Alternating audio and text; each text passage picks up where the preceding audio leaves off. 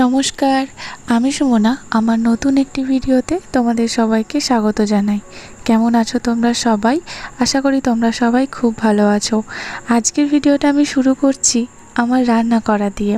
আগের দিনের ভিডিওটাতে তোমরা দেখেছো আমি থোড় কেটেছিলাম, যেটা আমাদের বাড়ির গাছেরই, যেটা সকালবেলায় তোমাদের দাদাভাই কেটে দিয়ে গিয়েছিল। তো সেই দিনের ভিডিওটা অনেকটা লম্বা হয়ে গিয়েছিলো বলে বাকি যে পার্টটা মানে রান্না বান্না বা যাই করছি না কেন সেই দিনে, সেই ভিডিওটা তোমাদের সাথে শেয়ার করা হয়ে ওঠেনি, কারণ প্রচুর লম্বা হয়ে যেত নাহলে ভিডিওটা। তো সেই জন্য আজকের ভিডিওটা সেই রান্না বান্না থেকেই শুরু করছি। এই যে থোড়ের ডালটা মানে থোড় দিয়ে আলু দিয়ে আর মুসুরির ডাল দিয়ে এই ডাল বানাবো আর কি, ওই ডালনা টাইপের যেমন হয় ঠিক সেই রকম। এটা খেতে যেমন সুস্বাদু, তার সাথে সাথে শরীরের জন্য কিন্তু ভীষণ উপকারী। তো চলো কিভাবে রান্নাটা করছি তোমাদের সাথে শেয়ার করি। সবার প্রথমে বলে রাখি, এই যে রান্নাটা আমি বানাচ্ছি এটা কিন্তু আমার মেয়েও খাবে, মানে সবার একসাথেই রান্না করছি আমি, সবার জন্যই। প্রথমেতে কড়াইতে সর্ষের তেল দিয়েছিলাম বেশ খানিকটা, তার উপরেতে আমি দিয়েছি আমি আগে থেকেই কেটে রেখেছিলাম পেঁয়াজগুলো, তো সেই কুচনো পেঁয়াজগুলো দিয়ে দিয়েছি। এবারে তেলের মধ্যে কুচনো পেঁয়াজগুলো হালকা ওই বাদামি রং যতক্ষণ না আসছে ততক্ষণ একটুখানি নেড়ে চেড়ে ভেজে নেব। তারপর এর মধ্যে একে একে সমস্ত মশলা যা যা আছে সেগুলো অ্যাড করতে থাকবো। প্রথমেই দিয়েছিলাম আমি আদা আর রসুনের যে পেস্ট বানিয়েছিলাম, তো সেটা একটুখানি হালকা ফ্রাই করে নেওয়ার পর পেঁয়াজের সাথে তারপর দিয়ে দিয়েছিলাম বাকি যে গুঁড়ো মশলাগুলো। তোমরা তো জানোই যে আমি একটা ভাজা মশলা ওই ধনে বা জিরে ড্রাই রোস্ট করে একটা ভাজা মশলা আমি সবসময়তেই বাড়ির মধ্যে রেখে দিই, যাতে ওই কারেন্ট চলে গেলে ওই মিক্সারে পেস্ট করতে হবে কি হবে না, মানে এই ঝামেলাটা যেন না থাকে। আর তাছাড়া এমনি দেখবে কোনো মশলা ভেজে যদি গুঁড়ো করে তুমি রাখো আর সেই ভাজা মশলাটা যদি তুমি কোনো রান্নাতে অ্যাড করো না, তা সেই রান্নার স্বাদ আমার মনে হয় যেন দ্বিগুণ হয়ে যায়, খেতে খুব সুন্দর লাগে। তো সেই জন্য আমি এইভাবেতেই রেখে দিই, যেটা আমি বরাবরই করে আসছি। তবে অস্মি হওয়ার পর থেকে অস্মিকে সামাল দিতে দিতে কখনো কখনো আমি করি, আবার কখনো কখনো এই কাজটা তোমাদের দাদা ভাইও করে, মানে ওই মশলা ড্রাই রোস্ট করে গুঁড়িয়ে রাখার কাজটা। তো আমি প্রথমেতে দিয়ে দিলাম ওই যে আমার ভাজা মশলাটা সেটা, তারপরে দিয়ে দিয়েছিলাম পরিমাণ মতো নুন, তারপরে দিয়েছিলাম হলুদ। তবে নুনটা আমি এখানে অল্পই দিচ্ছি, কারণ যখন আমি ডালটা সিদ্ধ করেছিলাম মানে থোড়টা যখন আমি সিদ্ধ করেছিলাম, যেটা আমার অলরেডি হয়ে গেছে, তো তখন আমি কিন্তু নুন দিয়েই সিদ্ধ হতে বসিয়েছিলাম। তো সেই জন্য এখানেতে আমি অল্পই নুন দিলাম। পরে অবশ্য আমি যখন নামানোর আগে চেক করে দেখে নেব যে নুনটা ঠিকঠাক আছে কি না। তো আর কি আর কিছু মশলা এখানেতে দেওয়ার নেই। হ্যাঁ, আর দিয়েছিলাম আমি এখানেতে একটা টমেটো, তো বাড়িতে টমেটো ছিল তো সেই জন্য সেটাও আমি দিয়ে দিয়েছিলাম। তারপরে কিছুই না, এবারে ভালো করে কষিয়ে নিতে হবে। তুমি যত ভালো কষাবে তত তোমার রান্নার টেস্ট হবে, এটা আমার মায়ের কথা। তো চলো মানে মশলাটাকে আমি ভালো করে ভেজে নিই, ভালো করে কষিয়ে নিই। তো অনেকবার বলতে জানো তো, আমি এই যে তোমার মশলাটা কষাচ্ছি, কষাতে কষাতে ধরো গায়েতে লেগে যাচ্ছে, কড়াইয়ের গায়েতে একটু আঠা আঠা মতো হয়ে যাচ্ছে, তেল ছেড়ে দিচ্ছে, কিন্তু তারপরেই আমি একদম ওই মশলাটা ওই যে ডালটা যেটা সিদ্ধ করে রেখেছিলাম ওটা আমি ঢেলে দিই না। তারপরেও আমি ওই মশলাটা কষানো গায়ে লেগে যাওয়ার পরেও হালকা একটু জল দিই, আবার সেটাকে কষাতে থাকি, মানে এইরকমভাবে দুবার তিনবার করি, মানে একটু করে জল দিই, লেগে যাওয়ার পর আবার সেটাকে কষাই, আবার একটু জল দিই, আবার সেটাকে কষাই, মানে এইরকম করে মিনিমাম দুবার থেকে তিনবার করার পর লাস্টে যখন এরকম মতো একটা অবস্থায় আসে যে তেলটা একদম খুব সুন্দর করে ছেড়ে দিয়েছে এবং আমার মনে হয় যে মশলাটা একদম পারফেক্টলি আমি কষিয়ে ফেলেছি আর কষানোর দরকার নেই, তো সেই রকম অবস্থাতে আমি আগে থেকে যে সিদ্ধ করে রেখেছিলাম আলু থোড় আর ডাল মুসুরির ডাল, তো সেটা এর মধ্যে দিয়ে দেওয়ার পর বাস মশলার সাথে আমি ভালো করে মিশিয়ে নিই, মানে ভালো করে কষিয়ে টষিয়ে নিই। তো যখন দেখি যে একটুখানি গাঢ় টাইপের হয়ে গেছে, তো এরকম গাঢ় টাইপের তো করব না, কারণ এটা ডাল টাইপের বানাচ্ছি আমি, তরকারি না। তরকারি হলে তো গা মাখা মাখা হতো, কোনো অসুবিধা হতো না, কিন্তু যেটা আমি ডাল বানাচ্ছি এটা, তো সেই জন্য সামান্য আমি একটুখানি জলও এখানেতে অ্যাড করেছিলাম। তো তারপর মশলার সাথে ভালো করে মিশিয়ে নিয়ে ফুটতে দিয়েছিলাম। আর হ্যাঁ, এখানে কিন্তু সামান্য আমি একটু মিষ্টিও অ্যাড করেছিলাম। মিষ্টি বলতে চিনি আমি অ্যাড করি না, আমি এখন যেটা করি যে হ্যাঁ চিনি অ্যাড করলে আর কি স্বাদের অতটা হেরফের হয় না, মিষ্টতাই আর কি ঠিকঠাক ব্যালেন্সে আসে। কিন্তু যেহেতু আমার মেয়ে আছে বা মেয়েও এই রান্নাটা খাবে, তো সেই জন্য আমি একদম অল্প, মানে একদমই হালকা, ওই জাস্ট মানে কী বলবো, একদমই 1 ফোঁটা মতো গুড় এর মধ্যে আমি অ্যাড করে দিয়েছিলাম, যাতে আর কি ওই হালকা মিষ্টতা আর কি থাকে, কারণ থোড় একটু মিষ্টি না হলে আর কি খাওয়া যায় না। অন্যান্য যে কোনো রান্নাতে বা সবজিতে মিষ্টি আমরা একদমই অ্যাড করি না, আমরা চিনি ঠেকাই না, কিন্তু এই থোড় বা লাউ বলো, থোড় বলো, এই সমস্ত বা মোচাতে না, থোড়ে আর লাউ এই ধরনের জিনিসগুলোতে একটু মিষ্টি আর কি লাগে, মানে একটু হালকা মিষ্টি অ্যাড করতে হয়। তো একদমই না যে একদম মিষ্টি মিষ্টি খেতে হবে, মানে জাস্ট আর কি ব্যালেন্স করার জন্য স্বাদটা, তো সেজন্য আমি অল্প একটুখানি গুড়ের মধ্যে দিয়ে দিয়েছিলাম। তো আর ব্যাস, আর কিছু করার নেই, একটু ভালো করে ফুটিয়ে নেব। আর একটুখানি নুনটাও চেক করে নিয়েছিলাম যে ঠিকঠাক আছে কি না। তো এই দেখো একদম পারফেক্টলি আমার ডাল রেডি হয়ে গেছে। তো এই ডালটা কিন্তু আমার মেয়েও খেতে ভালোবাসে। তোমরা আগের দিনে আমাকে কমেন্ট করে বলেছিলে যে মেয়েটাকেও একটু খাইও। তো আমার মেয়ে লক্ষ্মী মেয়ে। আমি প্রথম ভাবতাম এসব হয়তো খাবে না, কারণ ছোটোবেলাতে আমি এইসব জিনিস একদমই খেতাম না। যা খেতে ধরেছি বা খেতে শিখেছি সব বড় হওয়ার পর, কিন্তু আমার মেয়ে এই সমস্ত কিছু খায়, খেতে ভালোবাসে। প্রথম দিন ওকে যখন দিয়েছিলাম তখন একটু এদিক ওদিক করছিল, খেতে চাইছিল না, কিন্তু তারপর থেকে আস্তে আস্তে খেতে ও খেতে শিখে গেছে। তো আর এইগুলো জিনিসগুলো তো খাওয়া তো ভীষণ উপকারী। আর তাছাড়া এইগুলোর মধ্যে কোনো কীটনাশক দেওয়া নেই, কোনো উল্টোপাল্টা কোনো জিনিস দেওয়া নেই, একদম পুরো জৈবিক একটা জিনিস।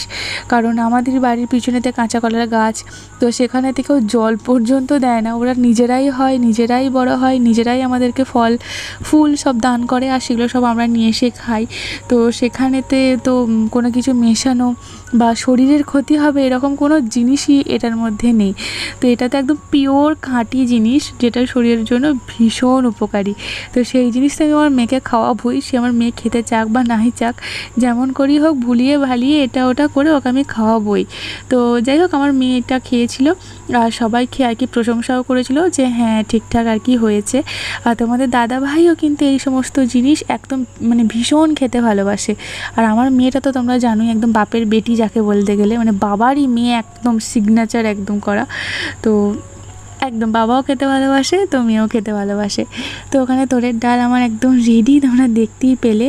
আর গ্যাসে এখন আমি বসিয়েছি অশ্মির দুধটা। তো তখন আমি দুধ মানে অশ্মির জন্য আর কি কিনতেই হচ্ছিলো, বাড়িতে গরুর দুধ দিচ্ছিল না। তো অশ্মি একদিকে আর কি আমি যত বাসন, কড়াই, কুকার এটা ওটা হয়েছে, তো সেই সমস্ত বাসনপত্রগুলো এখানে ধুয়ে মেজে পরিষ্কার করে নিচ্ছি, রান্নার বাসনপত্র। আর এদিকে ততক্ষণ আর কি দুধটাও বসিয়ে দিয়েছিলাম, যে দুধটাও গরম হয়ে যাবে। আর আমি এখানেতে রান্নাবান্না করছি, আর আমার পিছনে মানে ক্যামেরার ওপারেতে অশ্মি আর অশ্মির বাবা এত খেলছে, এত মজা করছে, মানে ওদের দেখে যে আমার কি হাসি পাচ্ছিল যে আমি কি বলবো। রান্না আমার সব কিছু কমপ্লিট হয়ে গেছে। তারপর তোমাদের দাদাভাই অশ্মিকে নিয়ে গিয়েছিলো মাঠে, মানে জমিতে আর কি। তো সেখানে আমাদের মানে আমার শ্বশুরমশাই আর কি শাক এই সমস্ত কিছু চাষ করেছেন, লাগিয়েছেন। তো সেখান থেকে গিয়েছিলো এরকম শাক আনতে। তোমরা খেয়াল করলে দেখবে যে গত কয়েকদিনের ভিডিওতে যে তোমাদের দাদাভাই কিন্তু বাজার করেছে, প্রচুর সবজি টবজি এটা ওটা নিয়ে এসেছে, কিন্তু শাক নিয়ে আসেনি।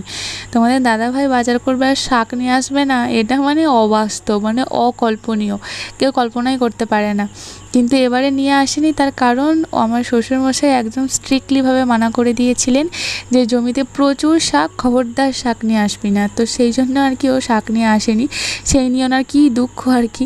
সে যাই হোক, তো জমিতে গিয়ে আর কি শাক নিয়ে আসে, মানে এত দুপুর এখন মোটামুটি তোমার বাজছিল ওই 1:45, মানে 12:30 ক্রস করে গিয়েছিলো অলরেডি। তো তারপর এই সমস্ত কিছু নিয়ে আসে। তো মানে আমি অশ্মিকে খাওয়াতে যাব তার আগে আর কি এই সমস্ত কিছু নিয়ে আসা। তো সেই জন্য অশ্মিরও আজকে আর কি একটু খেতে দেরি হবে। আর বাড়িতে শাক আমি বানাবো, আমার মেয়েটা খাবে না, তো এমন তো হতেই পারে না। কারণ ওই যে বললাম, একদম বাবাকে খুঁজতে কোথাও নেই আমার অশ্মি। মানে অশ্মির বাবাও যেমন শাক খেতে ভালোবাসে, শাকে ভক্ত, আমাদের অশ্মি রানীও ঠিক তাই। তোমাদের কি মনে আছে আমি যখন প্রেগনেন্ট ছিলাম তখন তোমাদেরকে একটা কথা বলেছিলাম যে আমার 5 মান্থ পর্যন্ত প্রচুর মানে বীভৎস রকমভাবে অরুচি করেছিল, আমি জলটা পর্যন্ত খেতে পারছিলাম না, মানে জলেতেও আমার গন্ধ লাগছিল, কিন্তু আমি শাক খাচ্ছিলাম। মানে আমি যদি কিছু খেয়ে বেঁচেছিলাম সেটা হচ্ছে শাক। মানে আমার শাক ওই সময়তে এত প্রিয় হয়ে উঠেছিল, কারণ আমি তো কোনো কিছুই খেতে পারছিলাম না, কিন্তু ওই শাকই একমাত্র যেটা আমার কোনো অরুচি থাকেনি। আর আমার মা যখন আমার কাছে ছিল 2.5 মাস কাল আমার শ্বশুর বাড়িতে, তখন আমার মা প্রত্যেক দিন চিন্তা করতো যে পরের দিন আমি সুমনাকে কী শাক রান্না করে খাওয়াবো। তো মাঝে মাঝে মা বলতো, যদি শাক বিক্রি করতে না আসে বা শাক যদি না পাওয়া যায়, তাহলে তোর জন্য আমি এই আম গাছের আম পাতা, বেগুন গাছের বেগুন পাতা, এটা ওটা আর কি, যা যা আমি ঘাস টাস যা যা দেখতে পাচ্ছি তাই নিয়ে তোকে শাক বানিয়ে খাওয়াবো। এবং আমার পেটের মধ্যে আর কি যে বাচ্চা বা যিনি এসেছেন তিনি নাকি ব্রাহ্মণ বাড়ি থেকে এসেছেন। তো সেই জন্য আর কি, মানে ব্রাহ্মণ বৈষ্ণব বাড়ি থেকে এসেছেন, সেই জন্য এত শাকের নেশা বা আমার শাক খেতে এত ইচ্ছা করছিল। বড় হওয়ার পর না, মানে আমার ডেলিভারি হওয়ার পর বা অস্মি রানী আমাদের মাঝে আসার পর, এই যে যখন খেতে শিখছে, ওর পছন্দ অপছন্দ এটা ওটা আমরা জানছি, বুঝছি, ও কী খাচ্ছে না খাচ্ছে ও বুঝতে পারছে, পছন্দ অপছন্দ তৈরি হয়েছে। তো তখনও দেখা যাচ্ছে যে অস্মি আমাদের শাক খেতে ভীষণ ভালোবাসে, ঠিক যেমন আর কি অস্মির বাবার মতো। তো সেই জন্যই প্রেগনেন্ট অবস্থাতে আমার শাকে অরুচি থাকিনি, আমারও এত শাক খেতে ইচ্ছা করছিল। মানে সারা জীবনে আমি যা শাক খাইনি, ওই 5 মাসে আমি তার মানে বেশি আমি শাক খেয়ে ফেলেছিলাম। তো সেই হয়েছে আর কি ব্যাপার। তো কলমি শাক নিয়ে এসেছে, তো শাকগুলো ভালো করে জলের মধ্যে ধুয়ে নিয়ে এলাম। তো তারপর আমি এই যে কড়াইতে বসিয়েছি, তো প্রচুর শাক হয়েছিল, প্রচুর শাক। এই 3টে মানুষের জন্য এই এতগুলো শাক, 3টে তো নয়, মানে কটা বলবো, 4.5টে। আমরা দুজন, মা শ্বশুর শাশুড়ি, মানে দুজন, 4জন, আর আমার মেয়ে তো হাফ, ধরো 4.5 জন। তো 4.5 জনের জন্য এই এত শাক, মানে যখন আমরা খেতে বসি ভাতের থেকে শাকের স্তূপ বেশি, এরকম মতো মনে হয়। আর অস্মির বাবাকে তুমি শাক যতই দাও ততই খাবে, আমার মেয়েটাও তাই হয়েছে। তো সর্ষের তেলের মধ্যে আমি একটুখানি রসুন ফোড়ন দিলাম। এই রসুনও কিন্তু আমাদের বাড়ির চাষের, তো সেজন্য একটু বেশি করেই দিই। আর এই রকম শাকে রসুন খেতে আর কি তোমাদের দাদাভাই ভীষণ ভালোবাসে, আমাদের বাড়ির সবাইও ভালোবাসে, তো সেই জন্যই আর কি একটু বেশি করে রসুন দেওয়া। তো তারপর একটু ভালো করে আর কি আমি ভেজে নিচ্ছি শাকটা তেলের মধ্যে। আর একটুখানি নুনও আমি দিয়ে দিয়েছিলাম। তোমরা খেয়াল করলে হয়তো দেখবে যে আমি যখন শাকটা সিদ্ধ করি জলের মধ্যে, তখনও কিন্তু নুন দিয়েছিলাম, কিন্তু জলটা যেহেতু আমি ফেলে দিয়েছি, তো নুন বেশিরভাগই বেরিয়ে গেছে। সব অতটা নুন বা নোনতা এই জিনিসটা আর কি থাকে না। তো সেই জন্য আমি স্বাদটাকে একটু ব্যালেন্স করার জন্য, তো সেই জন্য সামান্য একটু নুন, সামান্য ওই 1 পিঞ্চ অফ সল্ট যেমন বলে না, ঠিক সেই রকম সামান্য একটু নুন আর কি ওপর থেকে ছড়িয়ে দিয়েছিলাম। বাস এই 2 মিনিট কি 3 মিনিট আর কি একটু ভালো করে ভাজা ভাজা করে নেওয়ার পর শাক একদম রেডি। অস্মিন আজকে খেতে 1:30টা মতো বেজে গিয়েছিল, কারণ এই সমস্ত কিছু কাটা বাছা ধোয়া, রান্না করা, এটা ওটা করতেই, রান্না করতে দেবে বেশি সময় লাগে না, ওই রেডি করতে, কাটা বাছা ধোয়া এগুলো করতেই বেশি সময় লাগে। তো যাই হোক আর কি, তো রান্না আমার রেডি, এবারে অস্মিকে খাওয়ানোর পালা। তো অস্মির সেদিনে খেতে ওই 1:30টা পৌনে 2টো মতো বেজে গিয়েছিল। তারপর সেই দিনই বিকালবেলা আমরা একটুখানি বেরিয়েছিলাম একটু কাজেতে। কি কাজ সেটা অবশ্যই তোমাদের সাথে শেয়ার করব, তোমাদেরকে দেখাবো। এই যে দেখো, মানে তখনও ধান কাটা হয়নি, মানে বড়ো ধান কাটা হয়নি, পাকবো হয়েই এসেছে ধান, পুরো একদম চারিদিকটা সোনালি আভায় পুরো একদম ঢেকে গেছে, চারিদিকটাতে যেন সোনা ফলে আছে। এই যত দিন যাচ্ছে বোরো চাষের রেওয়াজ যেন আরও বেশি বেশি করে বাড়ছে। কেউ দেখে বলবে যে এটা মানে ওই আমন ধান নয়, মানে বর্ষাকালের ধান নয়, কারণ পুরো মাঠ একদম ধানে ভর্তি, তো একটা জমিও ফাঁকা নেই। তো তোমরা খেয়াল করে দেখলে তো বুঝতে পারবে যে অস্মির গলায় একটা রূপোর চেন সবসময় আমি পরিয়ে রাখি, তার মধ্যেই কিছু জিনিস আর কি পরানো রয়েছে। তো কিছুদিন আগে, মানে যে দিন ভিডিওটা আমি বানিয়েছি তার 2-3 দিন আগে, ওই যে দেখো দূরে ট্রেন যাচ্ছে, সেই ট্রেন দেখে অস্মির কী খুশি। আমরা হয়তো ভেবেছিলাম আজকে ট্রেন দেখা হবেই না, কারণ অনেকটাই লেট করে বেরিয়েছিলাম, কিন্তু রাস্তায় যেতে যেতে ট্রেনটা দেখে নিয়েছিলাম। তো অস্মির ওই রূপোর চেনটা অস্মি মানে কি হয়েছে কে জানে, রাগ করে তেজ করে একদম দাঁত খিঁচে টেনে হিঁচড়ে চেনটাকে ছিঁড়ে ফেলেছে। তো সেই চেনটাকে বাগানোর জন্যই, মানে ঠিক করার জন্যই আর কি আসা আজকে মেনলি। এই দাদার কাছে হঠাৎ করে তোমাদের দাদাভাই বলল যে ইনি নাকি খুব সুন্দর ঘুগনি বানান, যেটা নাকি মানে বোয়াই বাজারের সেরা তোমাদের দাদাভাইয়ের মতে। তো এনার কাছে ঘুগনি আমরা এর কখনো খাইনি আগে, কিন্তু তোমাদের দাদাভাই খেয়েছে, তো সেই জন্য আমাকে আজকে খাওয়াতে নিয়ে এসেছে যে তুমি দেখো, খেয়ে একটু টেস্ট করে দেখো, তোমার অবশ্যই ভালো লাগবে। তো আগে তো মানে পরে টেস্ট করব, কিন্তু দেখেই মানে সেই বলে না আগে দর্শনধারী পরে গুণ বিচারি, এরকম একটা কিছু কথা আছে, ঠিক সেই রকমই আর কি। আর এই যে দেখো, এই যে একটা ঝিলের মতো বা দিঘি বা পুকুর যাই বলো বানিয়েছে, এটা কিন্তু আগে অতটা ছিল না, এটা ওই রেলের আর কি দেখেছি এখান থেকে মাটি তুলতে, তো বর্ষায় জল পড়েছে, বর্ষা না এমনি বৃষ্টিতে আর কি, মানে ভিজে গেছে আর কি, মানে ভিজে গেছে বলতে এরকম জল পুরো ভর্তি হয়ে গেছে। ঘুগনিটা দেখতে দেখতে এত সুন্দর লাগছিল, তো দেখেই মনে হচ্ছিলো টেস্ট তো ভালো হবেই। সত্যি কথা বলতে ওপর থেকে যে ধরনের মশলাগুলো দিয়েছিল এবং সস দিয়েছিল, তার জন্য ঘুগনিটা আরও বেশি খেতে ভালো লাগছিল। আমাদের দাদাভাই এসে আমাকে বললো যে তোমার হয়েছে তো, তোমাকে তো বলেছিলাম যে এই ঘুগনিটা খুব সুন্দর খেতে। আসলে আমি একটু নাই করছিলাম। তো তারপরে আবার মানে তোমরা তো জানোই যে বাইরে বেরোলে এই সমস্ত খাবারের প্রতি আমার অতটা ইন্টারেস্ট থাকে না। আমার ইন্টারেস্ট যে খাবারে থাকে সেটা হচ্ছে ফুচকা। ওই যে এটা পেলেই আমি খুশি, আমার আর অন্য কিছু দরকার নেই। কিন্তু তোমাদের দাদাভাই আমাকে জোর করাতে তবেই আমি কি টেস্ট করতে এসেছিলাম। তারপরে অস্মির চেনটা বাগিয়ে নিয়ে এলাম, বোঁয়াতে আর হলো না, আকুই গিয়েছিলাম। তো আকুইয়েতে গিয়ে ওই অস্মির চেনটা বাগিয়ে নিয়ে এসে তো আমরা আবার বোঁয়ায় মায়ের তলায় এসেছি ফুচকা খেতে। তো যে কাকুর কাছে ফুচকা খাই তিনি আজকে মানে ওই দিন আর কি বসেননি, তো সেই জন্য অন্য একজন ছিলেন, তো ওনার কাছে আমি জল ফুচকা খাই। আর তোমাদের দাদাভাই স্পেশাল নেয়। তবে সত্যি কথা বলতে জল ফুচকার থেকেও এনার কাছে এই স্পেশাল ফুচকাটা ভীষণ ভালো ছিল। এই যে দেখো, দেখলে একজনকে অধীর আগ্রহে তাকিয়ে দাঁড়িয়ে আছে, কতক্ষণেও ফুচকাটা পাবে আর কি। তো সেই দিন কী হয়েছিল, মানে মেঘটা এমন করে এসেছিলো যে এই বৃষ্টি নামবে এই বৃষ্টি নামবে করে মানে একদম মানে ওনার কাছে আর 2 প্লেট স্পেশাল ফুচকা খাওয়া মানে বানানোর জন্যই আর কি সমস্ত কিছু ছিল, আর অন্য কিছু ছিল না। তো হঠাৎ করে একজন আর কি অর্ডার দিয়ে দেন, আর আমি জানি তোমাদের দাদাভাই আর কি ফুচকা খেতে ভালোবাসে, মানে স্পেশাল ফুচকা বেসিক্যালি। তো সেই জন্য যেই শুনলাম আমি যে আর দুটো মানে 1 পিস তো অর্ডার হয়েই গেল, 1 প্লেট আর 1 প্লেট অর্ডার হবে, তো সেই জন্য আমি কোনো কিছু না ভেবেই তোমাদের দাদাভাই আসার আগে আমি আর 1 প্লেট অর্ডার দিয়ে দিয়েছিলাম। আমি জানি তোমাদের দাদাভাই খেতে ভালোবাসে, ও খাবেই। তো তোমাদের দাদাভাই আমাদের এখানে ফুচকা খেতে নামিয়ে দিয়ে তোমাদের দাদাভাই গিয়েছিলো মানে আমাদের শ্বশুর শাশুড়ি মানে বাড়ির জন্য আর কি ওই সিঙ্গারা জিলাপি এই সমস্ত কিছু আনতে। তো আমরা এখানে দাঁড়িয়ে ফুচকা খাচ্ছিলাম, আর সেই ফাঁকে তোমাদের দাদাভাই গিয়ে ওটা নিয়ে এসেছিলো ওই খাবারটা। তো এই যে দেখো, আমাদের তো জল ফুচকা খাওয়া হয়ে গেছে, অস্মিও খেয়েছে, কিন্তু তারপরেও এই যে দাঁড়িয়ে দাঁড়িয়ে হাতে প্লেট নিয়ে দাঁড়িয়ে দাঁড়িয়ে এভাবে স্পেশাল ফুচকা খাচ্ছে, মানে এটা দেখে যে আমাদের কি ভালো লাগছিল। আর এদিকে মেঘ পুরো কালো অন্ধকার করে এসেছে, এই ঝড় উঠলো, এই বৃষ্টি নামলো, কিন্তু এইদিকে মহারানী এইভাবে এত সুন্দর করে তৃপ্তি করে খাচ্ছে, এই খাওয়াটা ছাড়িয়েও ওকে নিয়ে যেতে পারছি না।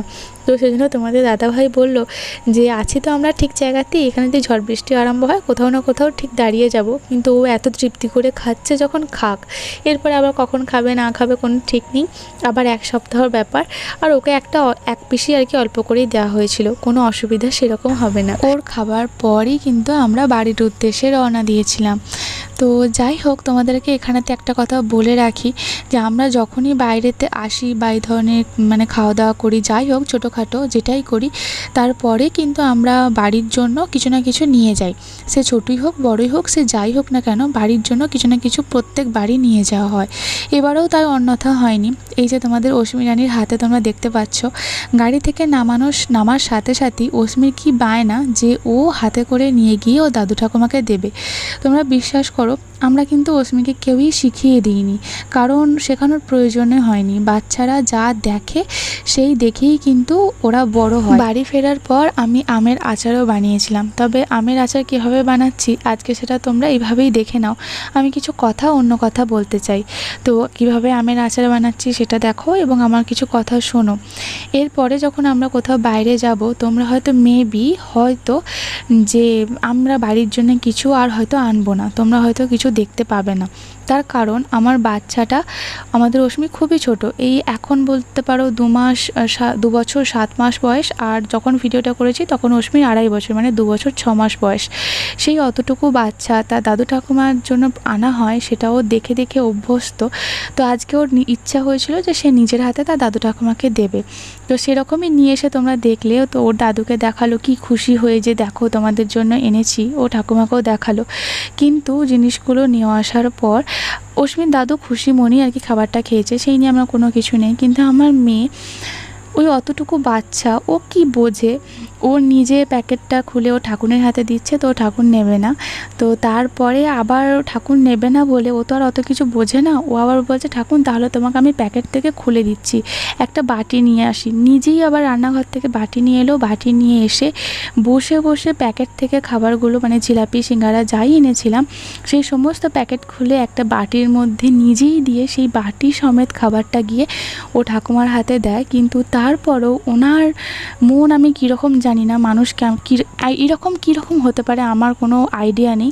তাতেও উনি খাননি এবং উনি খাবারটাকে ছুঁয়েও দেখেননি। মানে আমার বাচ্চাটা মানে অস্মি যে এতবার ঠাকুর নাও তুমি খাও, খাবে না কেন, মানে ও অতটুকু মেয়ে যে ওরকম করছে, তো তা সত্ত্বেও ওনার মন গলেনি, মন ভেজেনি এবং কেন এরকম করেছেন সেই প্রশ্নের উত্তর আমাদের কাছে নেই।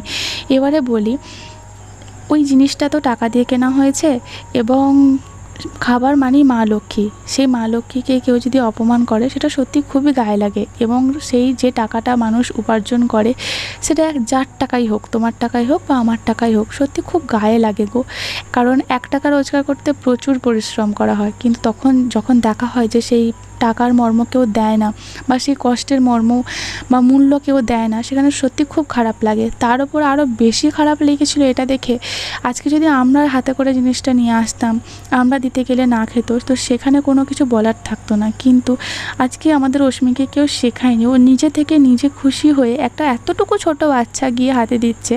তা সত্ত্বেও ওনার এত জেদ, ওনার এত অহংকার, উনি খাবার নেননি, খাবার ছুঁয়ে দেখেননি। তো সেটা আমাদের প্রচণ্ড, মানে অস্মির বাবারও এবং আমারও ভীষণ খারাপ লেগেছে। তো আমাদের দুজনেরই সিদ্ধান্ত, যদি এরপর থেকে আমরা কোনো কিছু খাবার বা কোনো কিছু নিয়ে আসি, সেটা আমরা শুধুমাত্র আমার শ্বশুরমশাইয়ের জন্যই নিয়ে আসবো এবং উনি যদি আর না চান তাহলে আমরা কোনো কিছুই নিয়ে আসবো না। তোমরা পরবর্তীকালে হয়তো আমার ভিডিওতে সেরকম বাড়ির জন্য কিছু আনছি তোমরা দেখতে পাবে না। তার রিজন কিন্তু এটাই, সত্যি প্রচণ্ড খারাপ লেগেছিলো। কারণ অতটুকু ছোট বাচ্চা, ও কি বোঝে, ও কি জানে, ও এত খুশি হয়ে এত ভালো করে, মানে সেটা যদি আমি ভিডিও করতে পারতাম তোমরা হয়তো দেখতে যে মানে ও কেউ খেতে চাইছে না একটা মানুষ, আর একটা ছোট বাচ্চা সমানে যত রকমভাবে বোঝানো যায়, মানে অস্মি সেখানে পুরো আমার রোল প্লে করছিল। মানে আমি যেমনভাবে অস্মিকে খাওয়াই, আদর করে বুঝিয়ে বসিয়ে, ঠিক সেই রকমভাবে ও ঠাকুরকে করছিল, মানে বলছিল। যাই হোক, সেটা খুবই খারাপ লাগছে। মানে 1 মাস পর আমি ভিডিওটা তোমাদের সাথে শেয়ার করছি, তোমাদের সাথে ভয়েস ওভার দিতে দিতে আমি যেন আবার সেই দৃশ্যটা আর কি আমার চোখের সামনে ভেসে উঠছে। খুব খারাপ লেগেছিলো। তো সেই জন্য পরবর্তীকালে যদি আমার ভিডিওতে তোমরা দেখো যে আমি বাড়ির জন্য কিছু আনছি না বা আনলেও অল্প কিছু আনছি, তাহলে তোমরা বুঝে নিও যে কারণ ছিল এটাই। তো যে মূল্য বোঝে না তাকে মূল্য বোঝানোর দায়িত্ব আমার নেই। ঠিক আছে, চলো আজকে ভিডিওটা আমি এখানেতেই শেষ করলাম। ভিডিওটা বকতে অনেকটাই মানে বড় হয়ে গেল, কিন্তু কিছু করার নেই, কিছু কথা বলতেই হয়। আজকের ভিডিওটা আমি এখানেতেই শেষ করলাম। তোমরা জানিও ভিডিওটা কেমন লাগলো। অবশ্যই একটা নেক্সট ভিডিওতে তোমাদের সাথে দেখা হচ্ছে খুব তাড়াতাড়ি। Tata, bye bye.